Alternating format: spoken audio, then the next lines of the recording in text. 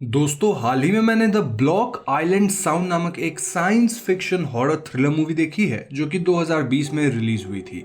और इस फिल्म को केविन एंड मैथ्यू मैकमैनस ने डायरेक्ट किया है।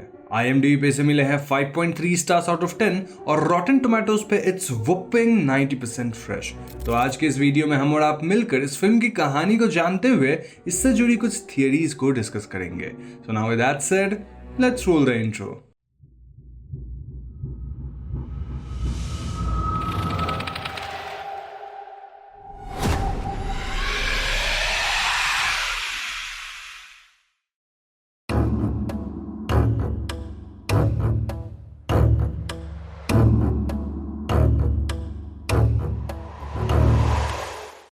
तो फिल्म की शुरुआत में हम टॉम नामक फिशरमैन को देखते हैं जो कि अपनी फिशिंग बोट पे अकेला पड़ा होता है एंड अचानक से उसे होश आता है। टॉम की बोट इस वक्त ब्लॉक आइलैंड के करीब थी और बैकग्राउंड में किसी के गुर्राने की आवाज आती है। अब इस बोट का सारा सामान इधर उधर था और हम भी यहाँ एक एम्प्टी डॉग लीच को भी देख पाते हैं। तो अगले सीन में हम हैरी नाम के लड़के से मिलते हैं जो कि टॉम का बेटा था एंड हैरी अपने दोस्तों के साथ बार में था। यहाँ हैरी का एक दोस्त डेल कॉन्स्पिरेसी थियरिस्ट था और वो अजीब अजीब सी कॉन्स्पिरेसीज के बारे में बात कर रहा था। अब घर वापस जाते वक्त हैरी की कार में डेल भी आता है और रास्ते में हैरी की कार एक बर्ड से टकरा जाती है जिससे उस बर्ड की डेथ हो जाती है। खैर, घर पहुंचकर हैरी अपने डैड टॉम को देखता है जो कि एकदम अजीब बिहेव कर रहे थे एंड यहाँ हम व्यूअर समझ पाते हैं कि टॉम कुछ दिनों से काफी डिस्टर्ब थे। वो बातों के बीच कहीं खो जाते थे, हर रात फिशिंग बोट लेकर ओशन में किसी स्पेसिफिक स्पॉट पर जाते थे और उनकी तबीयत भी कुछ ठीक नहीं लग रही थी। नाउ टॉम और हैरी रोड आइलैंड या फिर ब्लॉक आइलैंड के निवासी थे और इस आइलैंड पे भी पिछले कुछ दिनों में अजीब चीजें हो रही थी,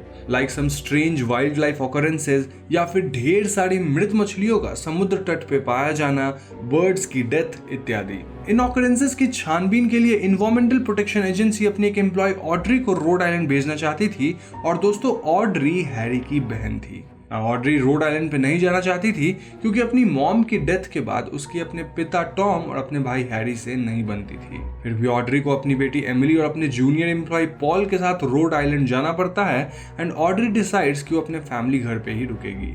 घर पे ऑड्री की मुलाकात टॉम और हैरी से होती है और हैरी यहाँ एमिली से काफी बॉन्ड करने लगता है। मीनवाइल हम भी उसको दिखाया जाता है कि वेस्ट बीच पे 8 से 10 टन मृत मछलियां पाई गई थी, विच वॉज रियली स्ट्रेंज। अब दोस्तों एमिली भी ये सब देख रही थी और उसे इन मृत मछलियों को देखकर बुरा लग रहा था और इसीलिए वो अपने मॉम ऑड्री को ही क्वेश्चन करती है कि वो लोग भी तो समुद्र से मछलियां निकालते हैं। इस पे ऑड्री का कहना था कि एज ए बायोलॉजिस्ट उन्हें कुछ मछलियों को पानी से निकालना पड़ता है ताकि वो उन्हें स्टडी कर सके एंड कई बार स्टडी कंप्लीट होने पर वो मछलियों को वापस पानी में छोड़ देते हैं। ये स्टडी इसलिए जरूरी है ताकि बायोलॉजिस्ट्स बाकी मछलियों को इन जनरल सर्वाइव करने में हेल्प कर सकें। दूसरी तरफ हम यो टॉम को देखते हैं जिनका बिहेवियर अजीब होता जा रहा था और एक रात एमिली टॉम को अपनी तरफ घूरते हुए देखकर चिल्ला देती है।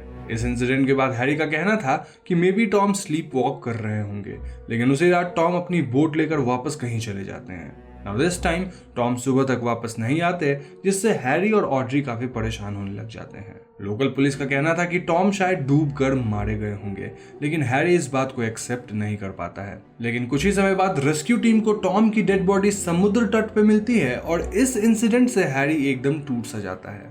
टॉम की बॉडी पे ढेर सारे चोट के निशान थे जिसे देखकर डॉक्टर का कहना था कि मे बी उनकी बॉडी समुद्र में चट्टानों से टकरा गई होगी, लेकिन हैरी इस एक्सप्लेनेशन को नहीं मानता।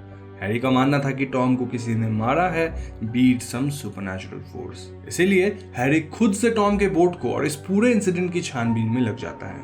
हैरी समुद्र के ठीक उसी एरिया में जाता है जहां टॉम जाया करते थे, यानी कि ब्लॉक आइलैंड के पास ही, और उस जगह पर बोट का नया रेडियो काम नहीं करता। वापस आने पे हैरी पुलिस को ब्रोकन रेडियो के बारे में बताता है, लेकिन जब पुलिस उस रेडियो को चेक करते हैं तो रेडियो काम कर रहा था।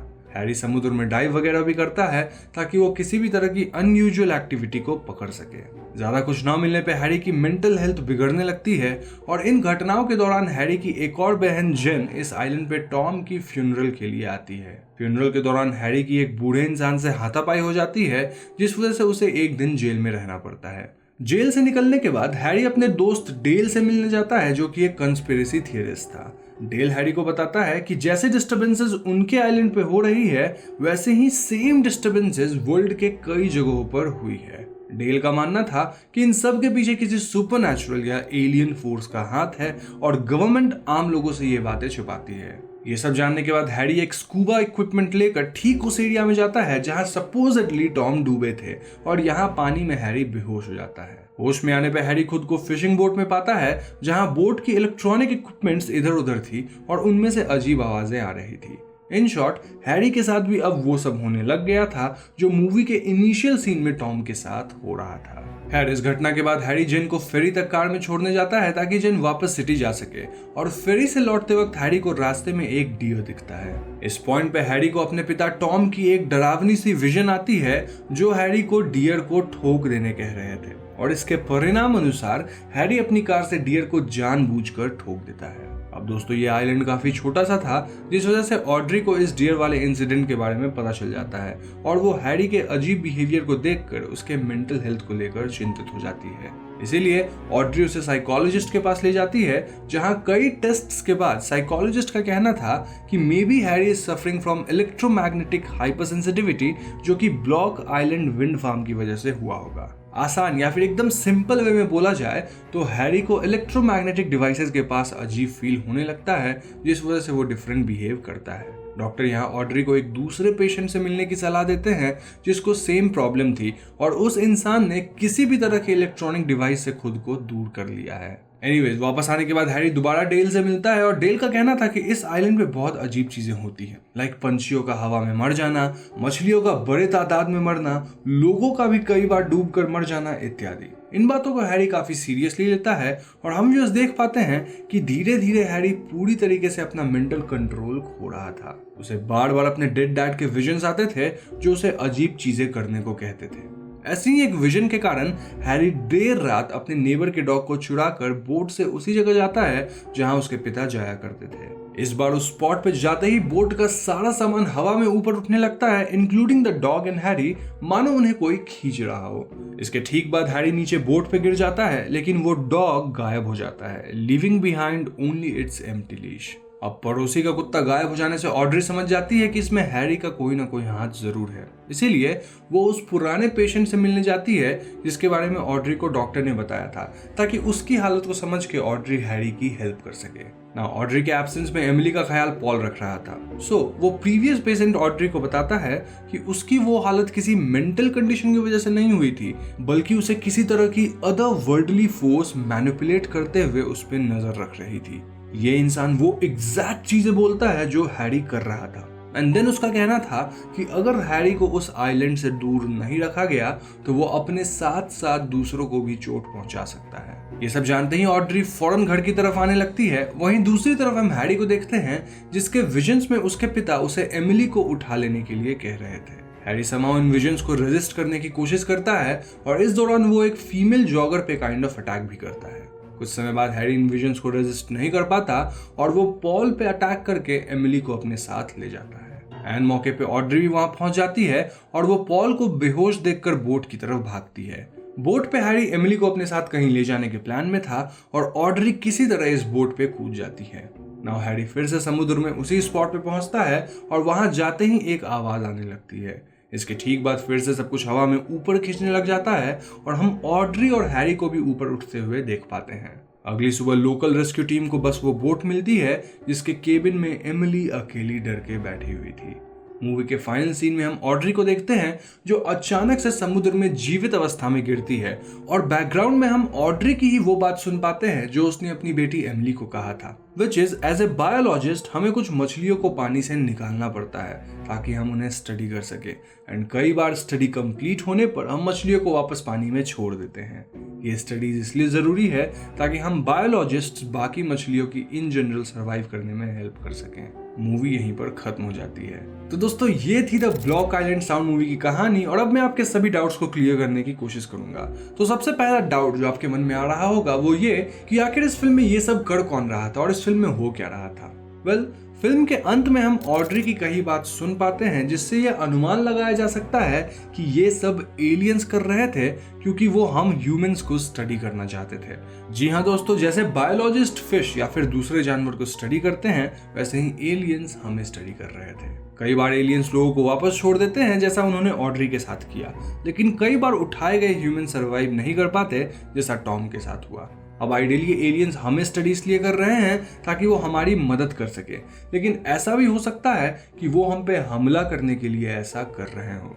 अब यहाँ एक बात और ध्यान रखनी होगी कि एलियंस सिर्फ ह्यूमंस पे स्टडी नहीं कर रहे हैं, बल्कि वो डॉग और मे बी मछली और पंछियों पे भी स्टडी कर रहे होंगे। उनकी टेक्नोलॉजी हमसे काफी बेहतर है, क्योंकि वो लिटरली ह्यूमंस के माइंड को कंट्रोल करके उन्हें विजन्स दिखा पा रहे थे, जिससे हम ह्यूमंस उनकी कही बातों को मानने लग जाते हैं। ये सब करने के लिए वो एलियंस इलेक्ट्रॉनिक इक्विपमेंट से छेड़छाड़ करते हैं, जिससे हमारे दिमाग पे बुरा असर पड़ता है।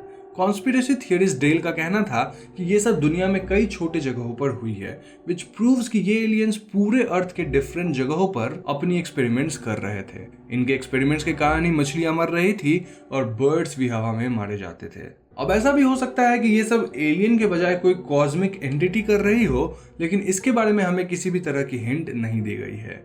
इन शॉर्ट, हम मान सकते हैं कि इस फिल्म में कोई अदर वर्ल्डली फोर्स लोगों पे एक्सपेरिमेंट कर रही थी, जिस वजह से असाधारण घटनाएं हो रही थी। अब इस अदर वर्ल्डली फोर्स का क्या मकसद है ये तो हमें नहीं पता, लेकिन ऑड्री के डायलॉग से लगता है कि वो हमें जानकर हमारी मदद करना चाहते हैं, या फिर मैं मानता हूं कि वो हम पे कब्जा करना चाहते हैं। अब यहाँ एक और छोटी थियरी निकल के आती है कि हो सकता है ये सब हैरी और टॉम के दिमाग में चल रहा हो, लेकिन अगर ऐसा होता तो इतनी सारी मछलियों का मरना या फिर पंछियों का मरना ये सब नहीं होता। सो आई डोंट थिंक ये मेंटल कंडीशन से रिलेटेड है, रादर ये पूरी तरह से अदर वर्ल्डली फोर्स को डिपिक्ट करती है।